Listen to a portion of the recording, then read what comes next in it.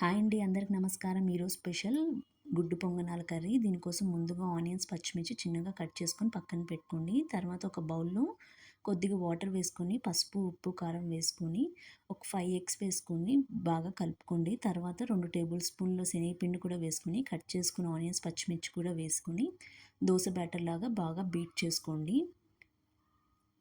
తర్వాత ఒక గుంత పొంగనాలు పెనం పెట్టి ఎగ్ బ్యాటర్ని వేసి పొంగనాలు లాగా చేసుకోవాలి.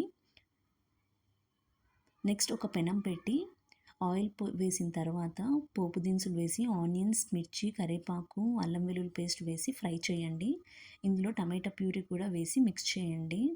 తర్వాత తగినంత పసుపు, ఉప్పు, కారం, గరం మసాలా వేసి పచ్చివాసన పోయే వరకు ఆయిల్లో వేసి తర్వాత వాటర్ వేసి ఉడికించండి. తర్వాత ఎగ్ పొంగనాలు కూడా వేసి మీడియం ఫ్లేమ్లో కుక్ చేయండి. లాస్ట్లో కస్తూరి మేతి వేసి కలిపి సర్వ్ చేసుకోవటమే.